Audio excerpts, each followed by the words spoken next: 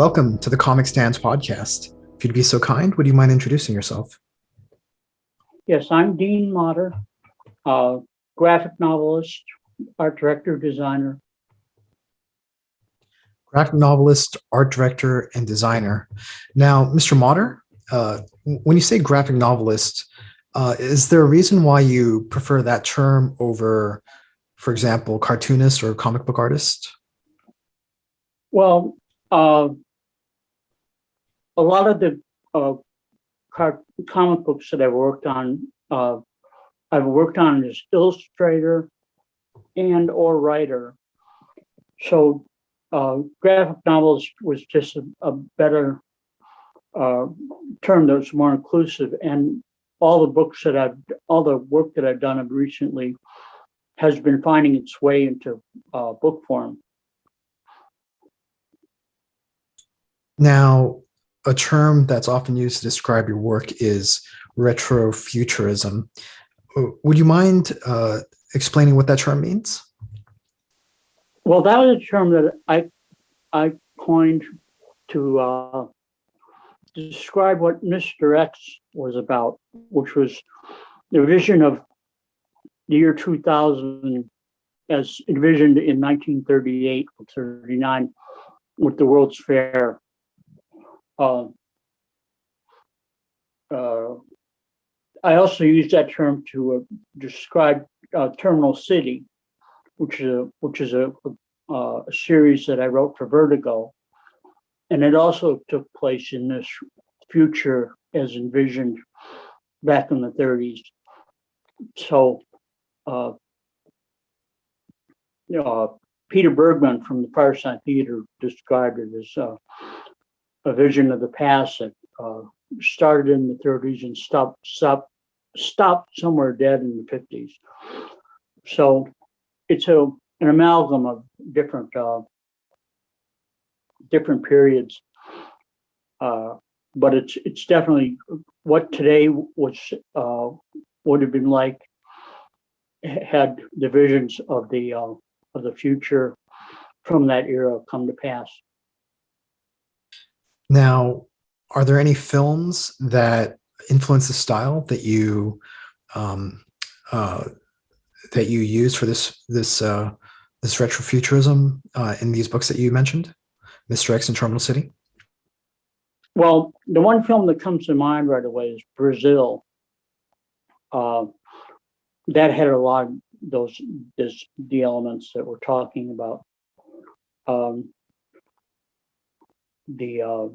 It had elements from the 40s and 50s. Brazil was one. Dark City was another. Although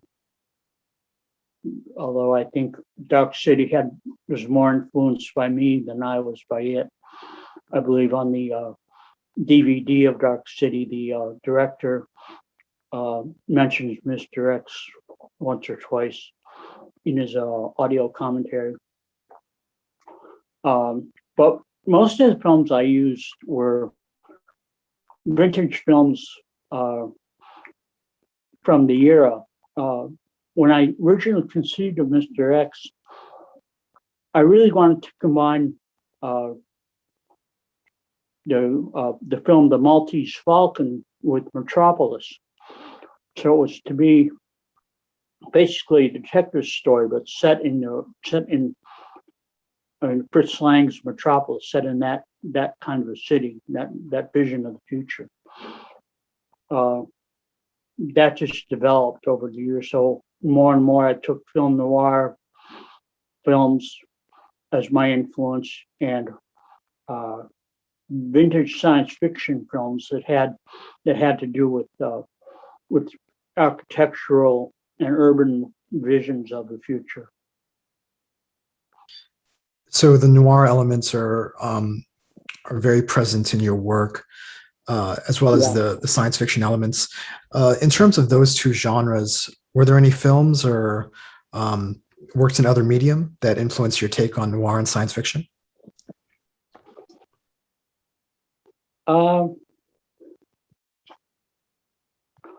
I can't say that there were too many. There were there were other works that influenced me. Certainly, the works of J.G. Ballard, who was a novelist. But that was influenced. That was more influenced by storytelling than the genre or the vintage material. Certainly, some of Mobius's work was a big influence on that as well, especially The Long Tomorrow. That had a lot of influence on Mr. X, the early issues. What drew you to comics as a medium? What do I think of it? No, what got you interested in comics? Why did you want to pursue it? Well, I grew up on comic books. My parents were very liberal about allowing me to read comics, and they influenced me. I would buy as many as I could afford on my allowance or with returning pop bottles or whatever at a very early age. And that's how I learned to draw, was copying Batman or copying Strange Adventures or whatever. It was an exciting time for me when I was a kid, but I collected comics through my whole childhood and my teen years and even my college and adult years. So it was something I was always interested in reading and emulating. And when I found the opportunity to actually work in the business, I jumped at the chance. Were you largely reading Marvel comics and DC comics?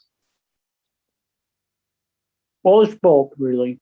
For the most part, I was reading DC when I was very young. So I was reading Batman and Superman, Strange Adventures, and My Greatest Adventure, and The Flash, and things like that.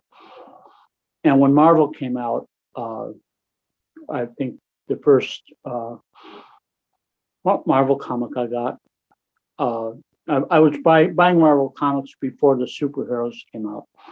But the first one that I really noticed, as a collectible or something I wanted to hang on to, was a Spider-Man meets Fantastic Four. It was an early one, a Ditko issue. And that influenced my regard for Marvel. So I collected comics from all the major publishers. Collected Gold Key, with Magnus the Robot Fighter and Lost in Space,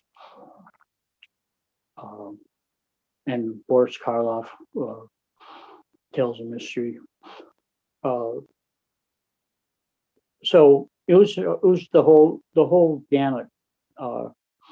It was quite a collection I had, and it was hard to move around after a time. At what point did you decide that you wanted to try and work in the comics industry? Well, that was when I moved to Toronto. I'd just graduated from college, and my graduate thesis from my commercial art course was my own comic book. I'd done a comic book in the first issue of something called Andromeda, and it came out. And I had a publisher in London, Ontario, that published it and got it onto the newsstands. It was a tabloid, and it was well received enough that I knew, and I'd had a good time doing it. It was about 22 pages or something in that neighborhood. I'd enjoyed doing it, and I got a good grade on it in my thesis. And I thought, I could do this myself. I'd always aspired to do it, but I thought, here's a chance once I got to Toronto, I made connections with people in the comic book business there, and continued to work in. There was a nascent independent comic book industry developing in Toronto at the time. So I made my connections there. That was with Orb magazine and a magazine called, coincidentally, Andromeda, which I became art director and editor for Andromeda magazine, and I did a couple stories for it as well. And people in New York, especially at Marvel, took notice of this, and they approached myself and my studio mate Ken Stacy to reprint one of our comics that had been published in Star Reach. They wanted to reprint The Sacred and the Profane, and we convinced them to let us redo it from scratch, to redraw it, do it in color, typeset all the lettering, do a big heavy metal number on it. And because they were competing with heavy metal at the time with the Epic Illustrated. And that's what we did. We did Sacred and Profane. I think it ran for 7 issues as a serial in Epic Illustrated. And it was later collected by Eclipse Books into a book form. But once I'd gotten my first check from Marvel, I knew that I could seriously make this a career. At the time, I was moonlighting because I was designing record covers for the Canadian record business. That's how I was paying the rent. But I thought, besides moonlighting doing comics, I could actually make a living doing it. So it wasn't too long after that I was approached by DC Comics to do the Prisoner. So I just want to talk about your time designing record covers just for a second. Sure. So some of the artwork that you did was for the bands Motorhead and Anvil. But my other podcast is a music podcast, and so I just want to talk a little bit about that Anvil cover. Do you remember anything about that? I'm not sure. I did a number of covers for Anvil, so I'm not sure which one you're talking about. I did like three or four covers for Anvil. They were I was their go-to designer for a while. They were signed with Attic Records in Canada, and I was basically on call with Attic to do most of their record jackets. But Anvil, the first one I did was their very first cover, which was Hard and Heavy. And they just came to me with the concept of just an anvil and a muscular hand beating it with a hammer. So we basically just, I hired a photographer, sketched it out. We shot the cover and did it that way.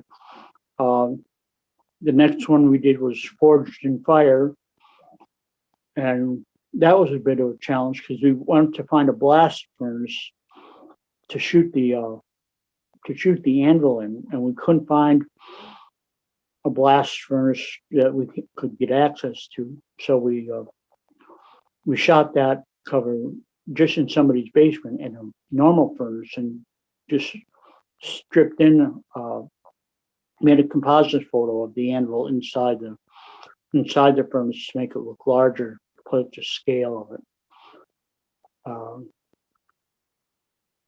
And I'm trying to think of the other covers I did for them. Pound for Pound, which was an illustration of an anvil falling on a scale.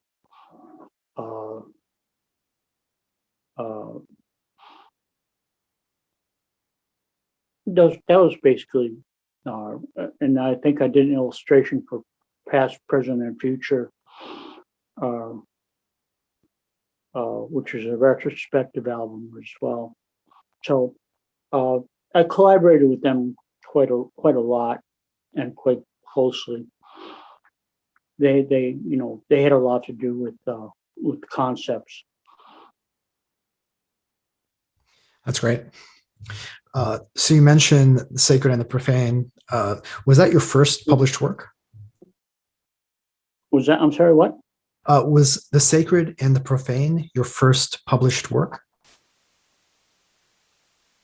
That was the first published. That was the first work published by a major publisher. I've been published before, like I say, in Andromeda and by Star Reach. Star Reach was a independent comic out of San Francisco at the time, or it's actually out of Oakland. Now they were publishing Chaikin and Lay Aloha and other artists that went on, Frank Brunner, other artists who went on to be known. So we were Sacred and Profane first came out in like I say in Star Reach comics in black and white, but Marvel was the first paycheck I got from one of the big two.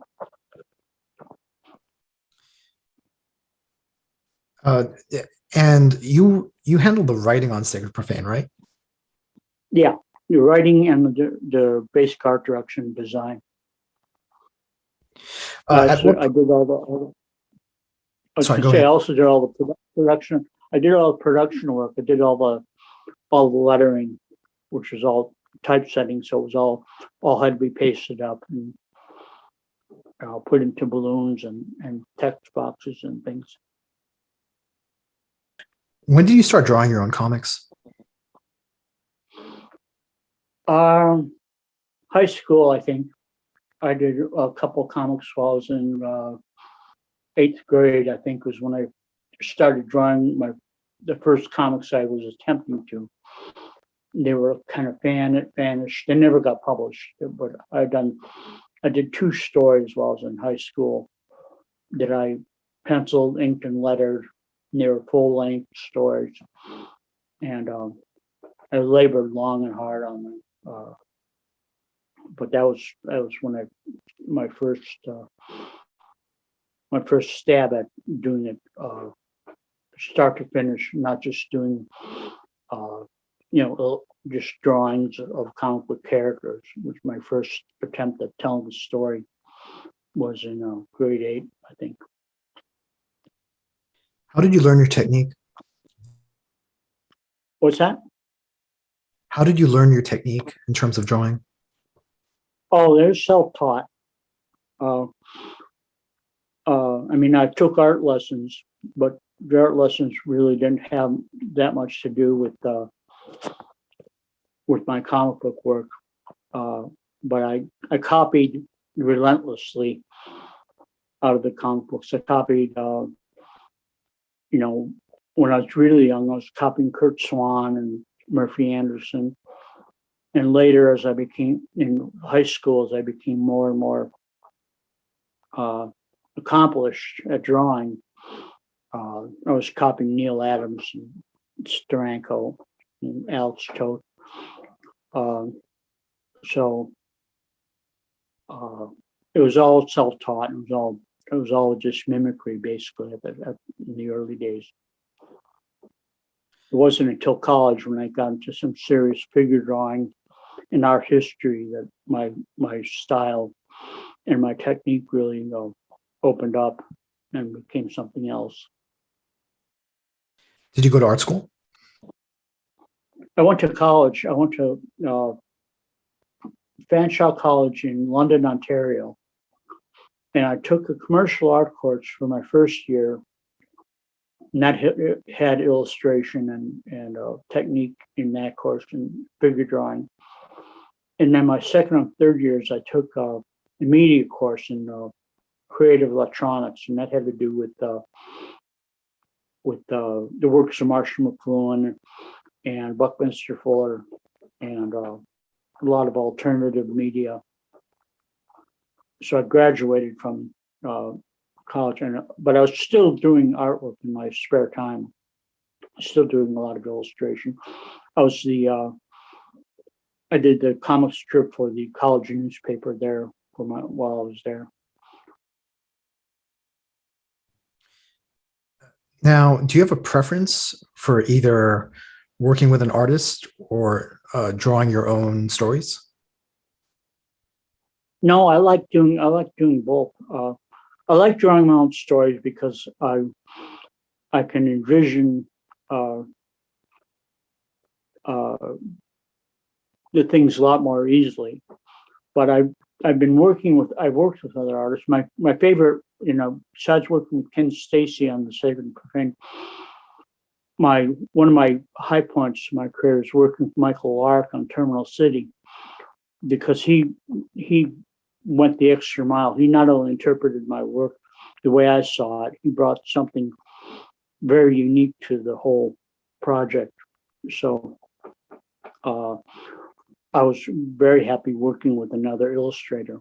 And a lot of times I work with other writers, like all this work with on the Holocaust books that I talked about they're all written by somebody else. Before we talk about some of the projects that you've been involved with, I'd like to talk a little bit about your drawing technique. Are you still drawing? Yeah. Generally, how do you start in terms of your comics work? Do you do blue line pencil on a board? Do you do roughs? No, Do you do thumbnails? I used to do blue pencil. What I do is I start with a piece of typing paper. I fold it in half, and I storyboard what I'm going to draw on the typing paper. I fold it in half, so it gives me, it's a 2-page spread, so I can pace myself out that way. Once I've got that done, I move up to a piece of vellum, and I just pencil it with a normal pencil, normal. What is it?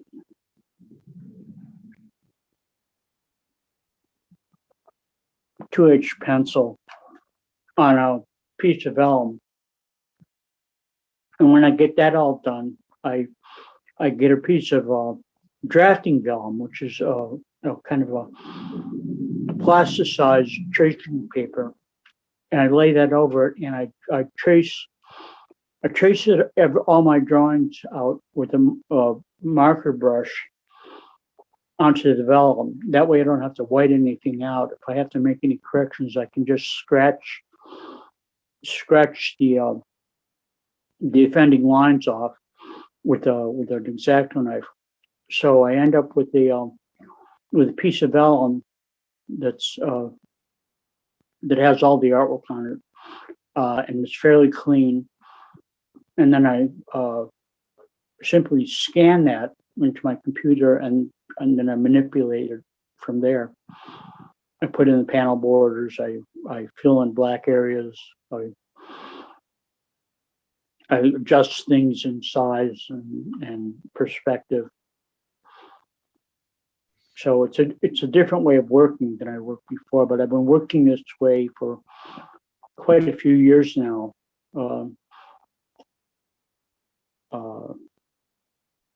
I'm not sure how many, but I've done most of the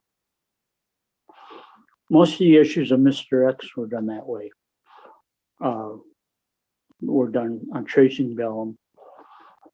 But I find it's very fast. It's very smooth. It's very clean. I don't have to constantly dip my pen in the inkwell or try to clean out a rapidograph or something. And like I say, I don't have to white out things that I don't like. So are you largely working digitally these days? Working on the computer? Well, now once I transferred the black and white drawing into the computer, then the rest is digital.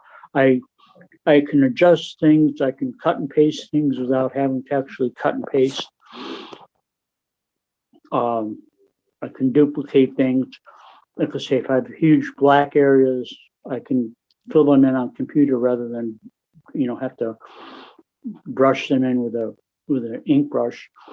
So my work, once I've gotten the raw art into the computer, then I do a lot of manipulation. I do all my color on the computer, obviously. All my lettering is done on computer. When did you start doing comics on a computer, or drawing comics on a computer, or using a computer to make your comics? Oh,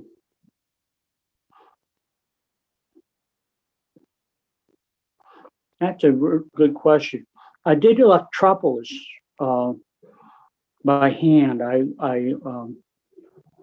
did that all on paper, but I colored and lettered it on computer. But I didn't have a computer, so I had to do it at an output bureau.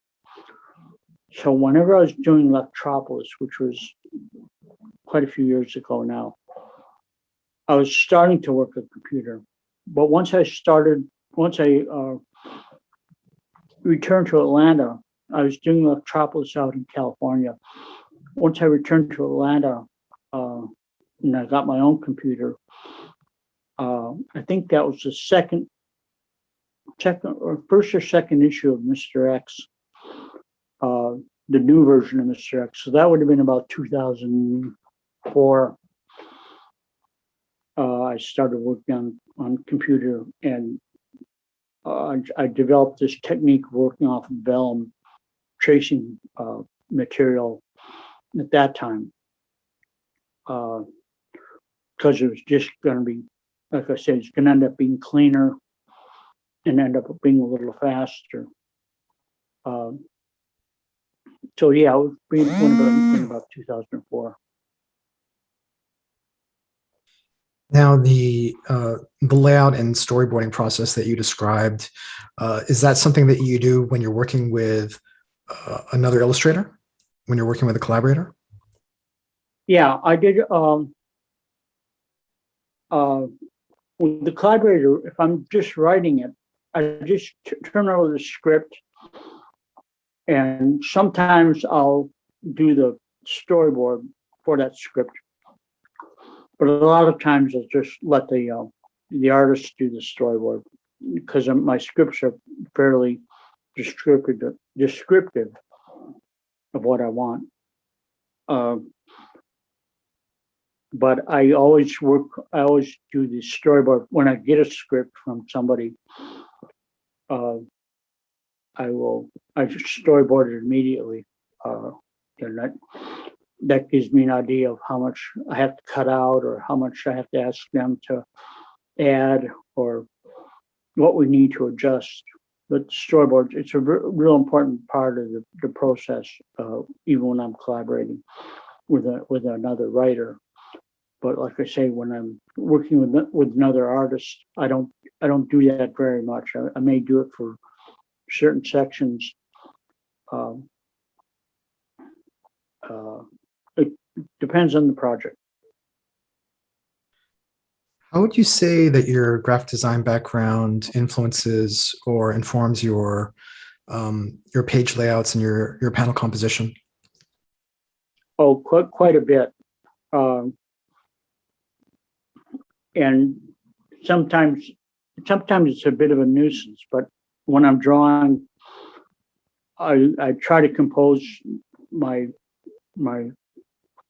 panels, or try to create compositions that have a lot of graphic design elements to them. I would compare my process there with Chaikin's process, but I won't compare the work.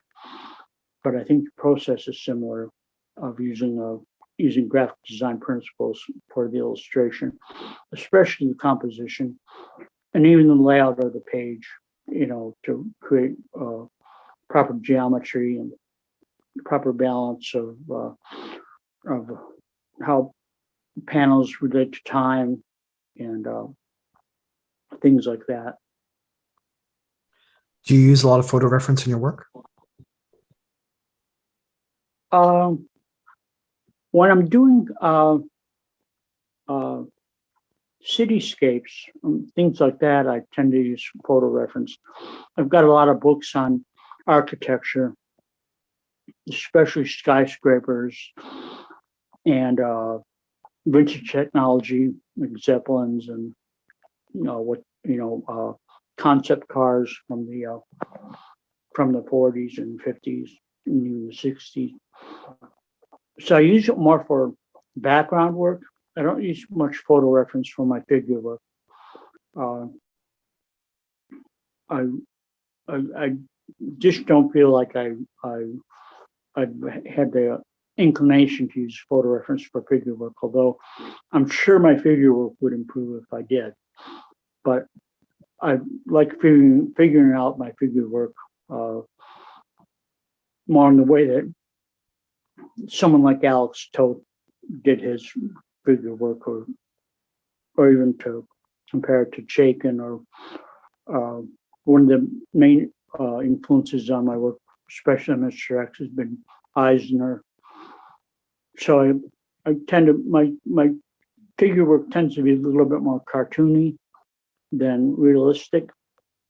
And it's just evolved over the years that way.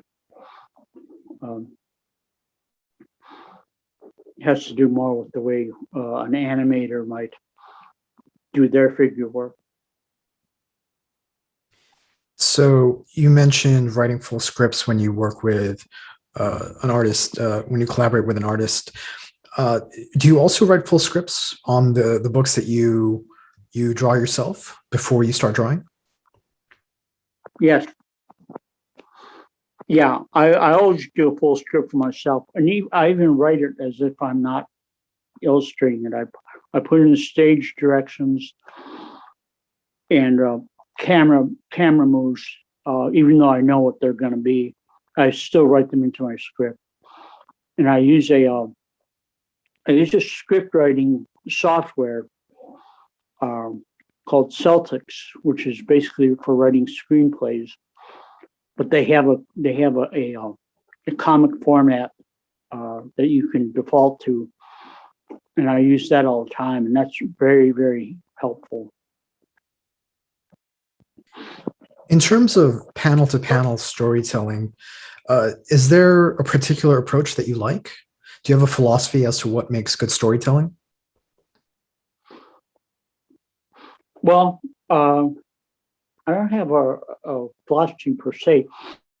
I do like to, what I often say, even in my design work, is to let the picture do the talking. So try to have the picture saying one thing, and the balloon might be saying something else. So giving the two layers of information within the same image. So I like to do that. And I like to try to contain my work so that what's happening on one page is, complete, scene is either one page or multiples of pages, but it doesn't break in half. Half page here, half page there, something like that. I try to make things as self-contained as possible, but I do like to let the pictures say one thing all by themselves, and then let the word balloons or thought balloons or whatever say something else, and advance the story that way. So let's talk about Mr. X for just a little while. What was the genesis of the idea? How did you come about to creating Mr. X? Well, after we did Sacred and Profane, I knew I wanted to do a strip, and I wasn't sure if I was going to draw it or somebody else was going to draw it, but I knew I had this genesis of this idea of doing the Maltese Falcon set in Electropolis. Not to do that literally, but to do that concept, that kind of a story. And I developed that over a period of time. a few months. And I even did a test illustration, which I used for an album cover later for Megaton Man. But I tested it out. I knew I wanted to this Art Deco city of the future, set in the future where there were flying cars and robots and things like that. But that they were all the visions of the Art Deco visions of those things. So I know I went to, and at the time I was sharing the studio with a couple of artists. And one of them was Paul Ravache. He was an illustrator that was working mostly in animation.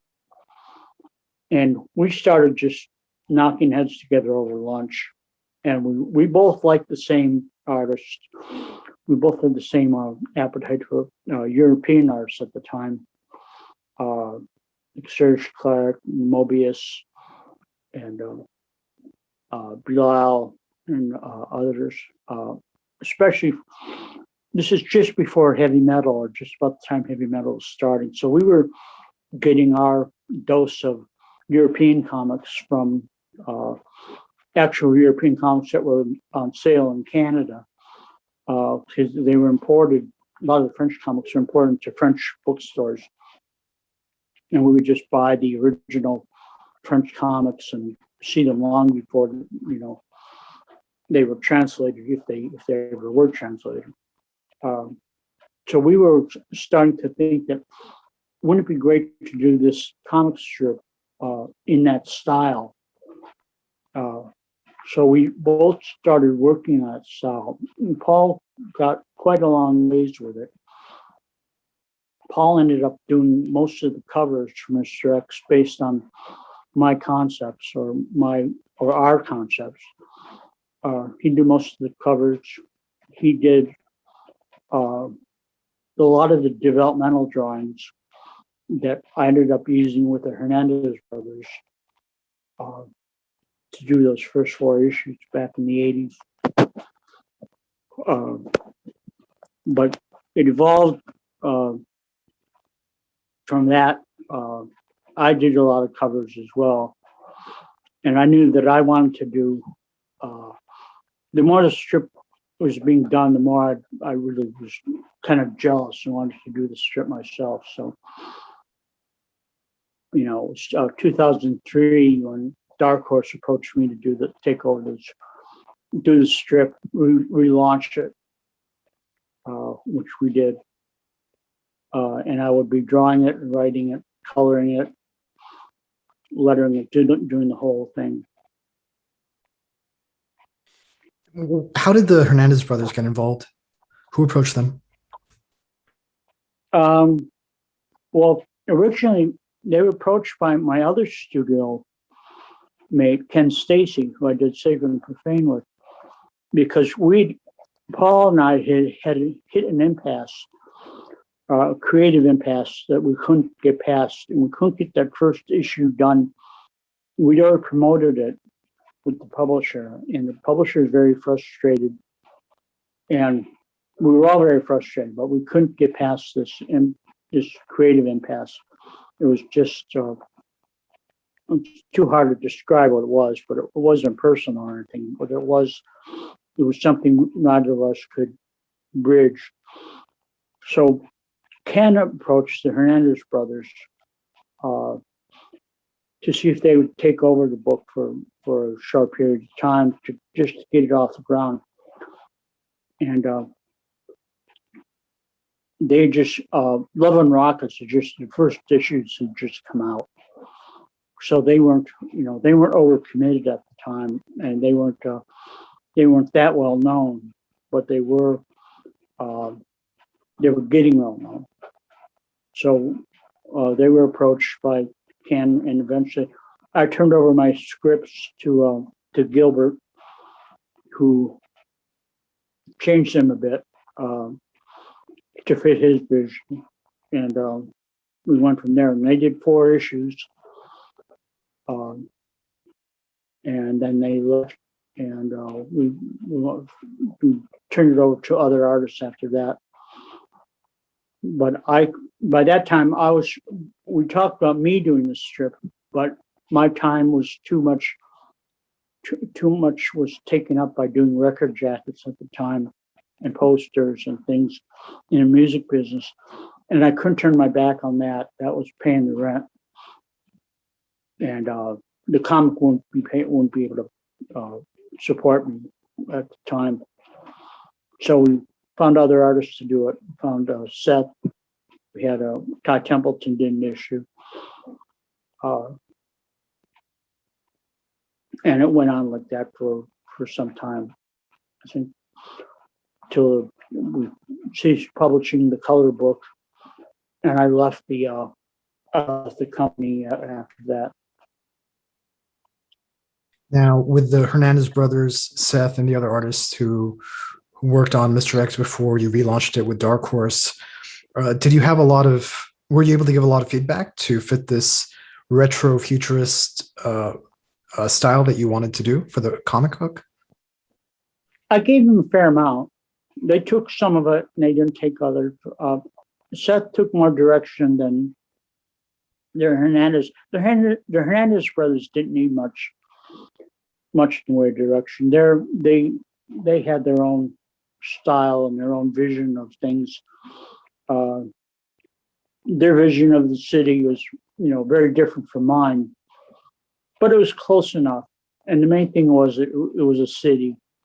It really had to look like a noir as well as an Art Deco city. So they never really got the deco. And they never really got the idea of the mile-high skyscraper or anything like that. But that didn't much matter because they got the robots and they got their flying cars and the main thing was they got the characters. Yeah, since it's a character-driven story, you really needed somebody that could really elicit good character work. Now, conceptually, what would you say the difference is between the earlier version of Mr. X and the version that you relaunched with Dark Horse? Well, the version I relaunched with Dark Horse is much closer to what I originally envisioned, and it's also much more complex. I mean, a number of years have gone by. Mr. X from Vortex came out in the '80s, and it was 20-some years before it was relaunched. And I was a better writer. I was certainly a better artist. But I was able to go back to the original ideas I had, especially for the environment. And I was able to enrich the characters more, and I had a better structure for telling the story. In the '80s, it was fairly direct. It was a fairly linear narrative that I used to tell the story, and it didn't have too many layers to it. But the version I have now that I've done over the years with Dark Horse has three main characters, and you alternate between the three characters as far as who the protagonist actually is. And the protagonist isn't Mr. X. The protagonist is either Mercedes or Rosetta. So you get their point of view in the various stories, and it's more about relationships and more about how the characters interact on a personal level, not so much on an action level. So, How did Terminal City come about? well, I was working at DC Comics at the time. I was on staff, and Shelley Bond, who was then Shelley Roberg, was the editor of Vertigo, worked directly under Karen Berger. She approached me one afternoon because she'd been a big Mr. X fan, and she approached me one afternoon, asked me to lunch, and wanted to know if I could do another Mr. X for DC for Vertigo. And it was basically that simple. So could you do something like that for us? We would be doing it freelance. So in addition to my normal duties, I'd have to do this after hours. So I couldn't do it on staff while I was on staff at DC. I was on staff as manager of creative services at the time. So I said, yeah, I don't have anything to do, and I'll be happy to. So I sat down, I dug out my notes, unused ideas for Mr. X, and one of them was having a window washer that had once been a human fly, once been a daredevil. It was so I fleshed that all out and basically tried to tell, put it in a similar environment from Mr. X. And I knew I wanted to work with Michael Lark. I'd worked with Michael Lark once before. I was editor of the Raymond Chandler graphic novels for Byron Price for a while. And we did one graphic novel of his little sister. And Michael Lark was the illustrator on that. And I liked his work enough that I knew, he'd be fun to work with. I often said if I had to get another Mr. X artist, he would be it. He even did some Mr. X drawings for me, to try out to see if we could relaunch Mr. X at some point with somebody. But when Shelley saw what I'd created for Terminal City, I did little character drawings of each of the characters. I did a couple cityscapes and wrote out treatment, and they liked it. They signed me. I turned in one script, and they signed me up right away. So it ran. We got 2 miniseries out of it. It ran for some time, a couple of years. Earned us a couple of awards, and it's one of the high points of my career. I really enjoyed doing it, and I really enjoyed seeing it come out. It came out so it was as perfect a work as I'd ever produced. What was it about Michael Lark's work and his style that made you think he was the person to do this, that he was the right guy for the job? Well, he had a command of noir storytelling for the first thing. I liked his figure work, and it had improved immensely by the time he came to Terminal City. It was so much better than what he'd done on Little Sister. Well, the Little Sister was good, and it was cinematic. I liked that about his work quite a lot, that it was cinematic, that it had camera angles, it had establishing shots, it had close-ups, it had quite a variety of camera shots, and they were all influenced by cinema. And that's probably what attracted me most to him. And he made it look easy, made it look natural. And in Terminal City, he did that even more so, because his style in Terminal City is very open. We relied on the colorist quite a lot. We didn't do a lot of heavy blacks for a book that was supposed to be noir in nature. We didn't do a lot of heavy blacks or a lot of heavy shadows. We did that with the color. We worked with a colorist, Rick Taylor, who'd done Batman Adventures, and I loved his palette. And I asked for him to do the color, and he turned in a glorious piece of work every time.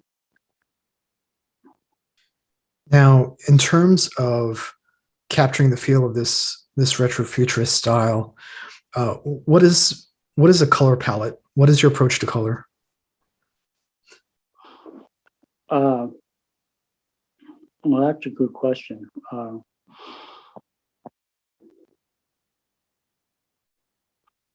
The thing was to not be too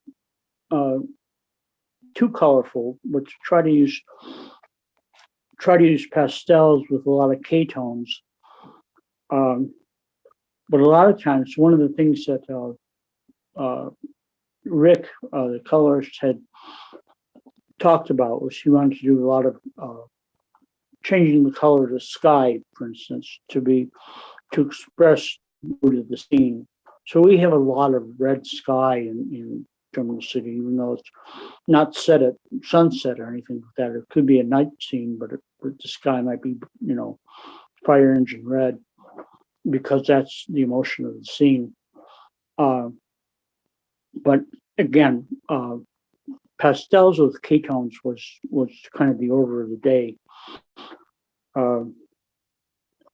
Sort of avoiding primaries, except as accents. We might have a bright red car, but the rest of the scene would be fairly subdued, subtle tones, things like that. Bright red or bright primary colors would be used mostly for accent and not as a basic palette. You also worked with Michael Lark for a Batman graphic novel, right? A Batman story? Yeah, that was very different, because that was I think I'm gonna forget the colorist's name on that, but Michael had changed his style by then. He'd become very enamored with doing brushwork, so his style became very, very much more realistic and less cartoony. I would compare Terminal City, it was like Little Nemo. It was like Winsor McKay's style, whereas Batman Nine Lives was more like Milton Caniff or someone along those lines, very brush oriented. It was noir too, but it was a different kind of noir, and it was supposed to be slavishly noir, not as interpretive as Terminal City or Mr. X. So the colorist, worked on a very monochromatic palette for that whole book. It was a very, very different book for all of us. Were you on staff with DC when you did those Batman books and the Batman black and white stories that you did? The Batman Black one, no, well, I was still working for DC as a freelancer at the time. I was off staff by then. And those are the stories that I drew myself. That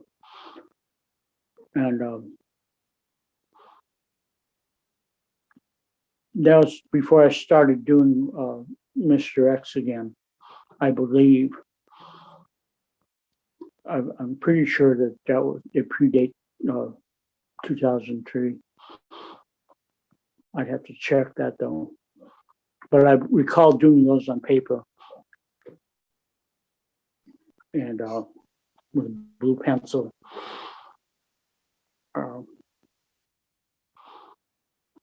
But those are strictly solo efforts. Tell me a little bit about the books that you did for the David S. Wyman Institute. Okay, well, there are 4 books in all, 3 of which are in print. They're available from David S. Wyman if you look that up on the internet. I've been approached. I think I forget what year it was, but it was still while I was living in a different place than I'm living now. But I was approached by Raphael Madoff, who's known for his work with the Institute and doing work on comics. He did that book a couple of years ago called They Spoke Out, which reprinted a bunch of comics about the Holocaust, but they were superhero comics from DC and Marvel that featured stories about the Holocaust. So there are Batman stories and Sergeant Rock stories and such. And we reprinted that. And that came out, I believe that came out from IDW a couple of years ago. Well, he approached me about doing a book called The Book That Hitler Didn't Want You to Read. And this referred to the American publication of Mein Kampf, where Hitler had whitewashed all the, or had his propaganda department whitewashed all the nasty bits out of Mein Kampf so that it would be published in the U.S. And this is between the wars, so the U.S. wasn't involved with, was still an ally of Germany at the time, but Germany was already committing these atrocities. They hadn't annexed Poland yet, but they were about to. But this is after the Kristallnacht. And so this story was a story of one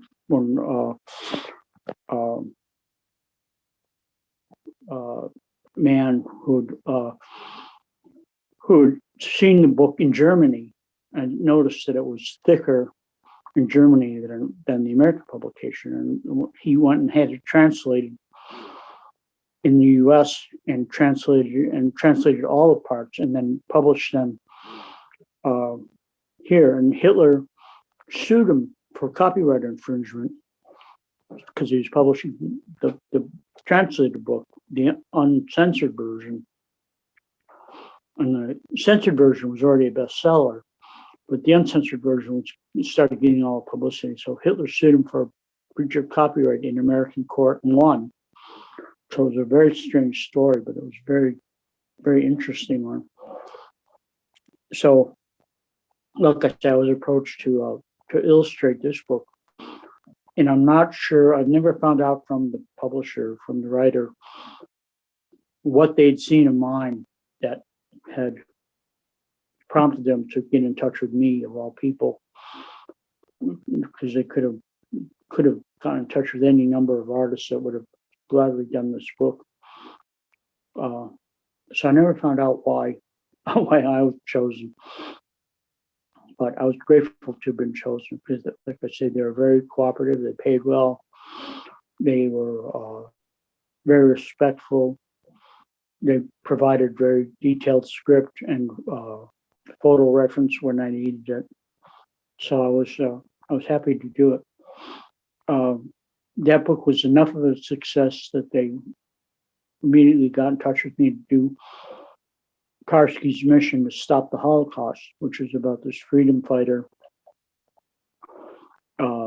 Catholic freedom fighter, who went up against the Nazis. And that was, again, I worked very closely with their organization and also the Karski Foundation co-sponsored the publication of that book, and we won a graphic novel award for that book, even though it's not really a graphic novel per se. It's only 22 pages. So how many books in total did you do with the David S. Wyman Institute? I did 4 altogether. Like I say, the third one is called Blowing the Whistle on the Holocaust. And that was about the senators who convinced FDR to that the Holocaust is real and they should do something about it. And then the fourth one, which is right now awaiting publication. Sorry to get there a little closer. Waiting publication. It's called The Voyage of the Doomed. And that's the story of the St. Louis, the SS St. Louis, which was a ship of refugees that were stranded out at sea for quite a while because they couldn't port anywhere. No one was let them port. And they had to live out their lives on the ocean with very little support and dwindling supplies and such. So, like I say, there are 4 in all. 3 of them are still available. And like I say, all 4 will be collected into a book from IDW, not scheduled yet, but about to be, called Whistleblowers. And I hope that'll be out within the year. And was Raphael Madoff the writer on all 4? Yeah. Tell me a little bit about the book that you put out called Illustrationist. Oh, well, that was a vanity project. I wanted to have something that showed my illustration work to people who weren't that familiar with it. And I wanted to have something in hand just to be able to give to people, friends and family and like, that had my work in it, but had work that people wouldn't have necessarily seen very much of. So I had work from my college years, work from the early part of my illustration career, but it was all just my illustration work. I just wanted to show that off and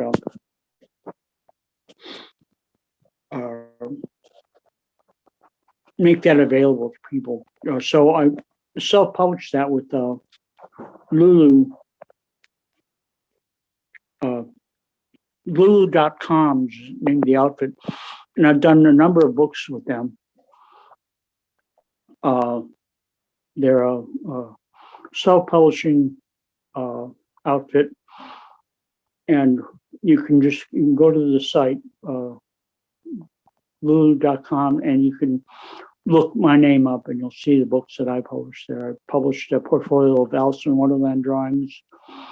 I published 2 different Mr. X books, and then this, The Illustrationist.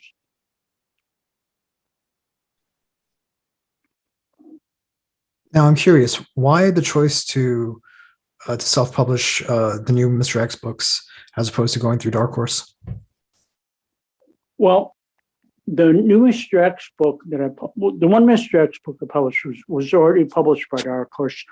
It was the final chapter of the 1980s Mr. X book, but it was a chapter that I didn't get to do. The final chapter that I did for Mr. X in the 80s, it didn't come out the way I wanted. They hired a new artist that I didn't like. My script wasn't as good as my other scripts were, so it was always a disappointment. So I redid that chapter, but that's included in the Mr. X archives that Dark Horse published a couple of years ago. The hardcover and softcover collection of the book from the 80s. So that I just wanted to publish that chapter all by itself, separately. So I did that. So I published that, and Dark Horse didn't want to publish that chapter by itself. There's no money in publishing single issues of things in their mind. So we did that, and then the new Mr. X. I haven't been able to cut a deal with Dark Horse that I liked for the new Mr. X series. A deal that I can afford to do, but I'd already done the first issue of the new series, and I wanted to at least print it and have it available for people to see what the new series would have looked like if it had come out. So I published that along with a collected story from Dark Horse Presents called Poker Face that hadn't been collected before. So I collected that and put that in with the new issue, the first issue of the new series, and put those together. And that's available from Lulu, like I say, as a book. But Dark Horse, like I say, Dark Horse and I have reached an impasse as far as publishing more Mr. X material. And so I was able to self-publish this, and just so people could see it. Do you want to talk about the Marshall McLuhan biography that you're working on? Well, there's not much I can say about it. Like I say, it's only in developmental stages. I've only done about 18 pages altogether, I think. No, 12 pages altogether. I've done 12 pages as part of a proposal. And this is with the various McLuhan organizations that are celebrating his work. In fact, yesterday was Global Village Day, which had a day-long seminar from various contributors about Marshall's work. But the book itself is to be in black and white. It's a long book, so it'll take a couple of years to actually do. So I won't look for it anytime soon unless they serialize it or something. But it'll be available once they've signed a publishing deal and have it available. But that's what my time is being spent on right now. Now, why Marshall McLuhan? Well, I studied under Marshall's son in college. Marshall's son was also his ghostwriter. And then when I got out of college, when I moved to Toronto, I studied under Marshall himself. They had seminars every Monday night, and I went to those. And I was the resident comic book expert at these seminars. These seminars consisted of all kinds of people from education to oceanography, but people that were influenced by Marshall or were interested in his work. And I was called on by Marshall several times to offer up insights into comics and comic books. It was a real interesting time. So I spent a lot of time studying under him. And when they decided to do graphic novel, the author asked around, and my name came up, and they got in touch with me. And now I'm at work on that. Do you have a date in mind when you hope for this to be published? Well, like I say, it's going to take a couple of years to do. So it's going to be at least 2 years before it's available. Probably Now, more like 3. now, you've been involved in the comics industry for a good 40 years. In terms of changes that you've seen in the industry, how do you characterize the way the industry has either grown or shrunk, or the way creators have control over their work? Well, the industry has changed so much since I got involved. And it was changing when I got involved. I couldn't have gotten involved if it hadn't been changing in the first place. When I got involved, creative rights were very big. The idea of doing books for mature readers was very big. Expanding the audience was what it was all about. But in recent years, since the companies have become more like mills for the franchise, for the movies and the TV shows, and they don't expect to make much money on the magazine sales, they don't put as much passion or love into these things. At least I don't see it.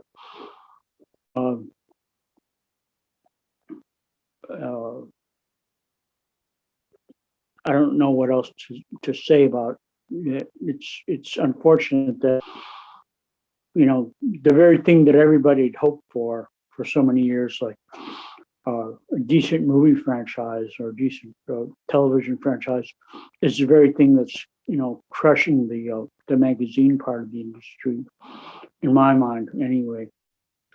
And the whole, the fact that the franchises, the movie houses, and the television production companies are running the show now means that they're not. It's not being run by real comic fans. It's being run by film and TV people, and their bean counters aren't sensitive to what comic book fans like.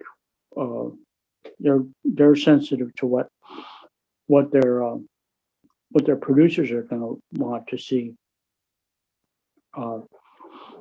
Anyway, that's the way I see it. I don't know how accurate that is. I'm not in touch with very many people in the business these days.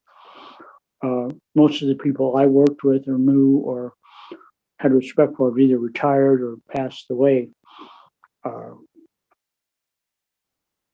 So it's hard to say. So it's a strange time for being and the other thing is that the magazines have become so expensive.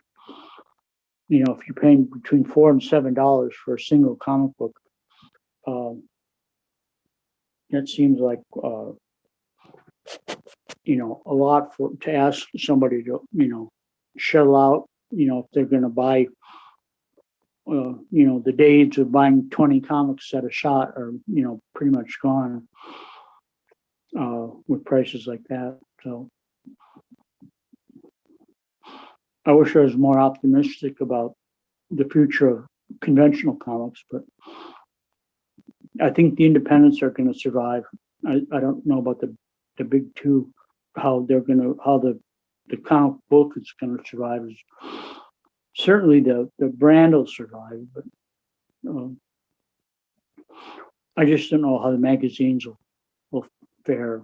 At some point they're just going to be too expensive, and there's not going to be enough new material. Somebody was pointing out that for $6 you get one story, and then you get another 8-page story about a character you don't care about or never heard of, and it just seems like they're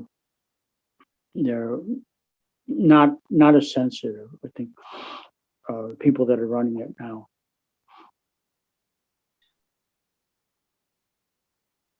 I don't know. Now, has anyone? Sorry, go ahead. No, that's all right. Go ahead. Now, has anyone approached you about adapting your work to either film or television or any other medium?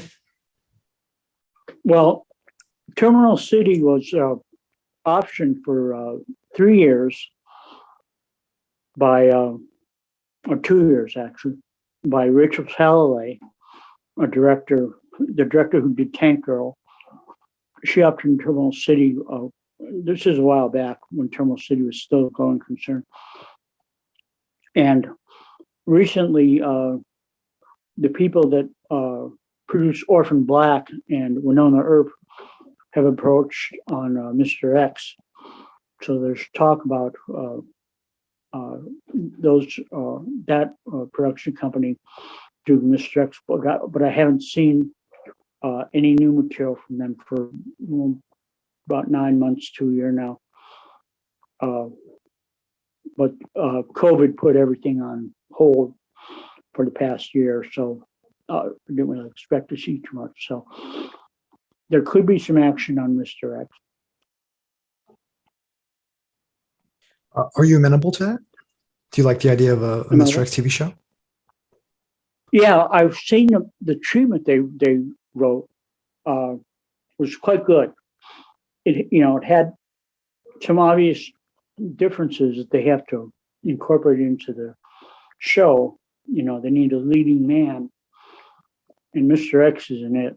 So they had to create a new character or adapt an old one of my characters into that.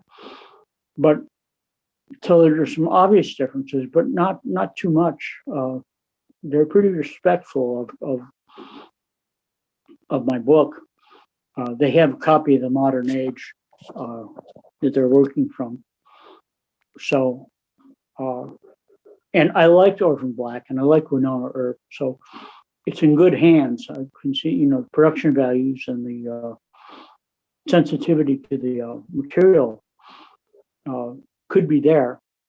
I wouldn't, I wouldn't stand in its way if we get a good offer.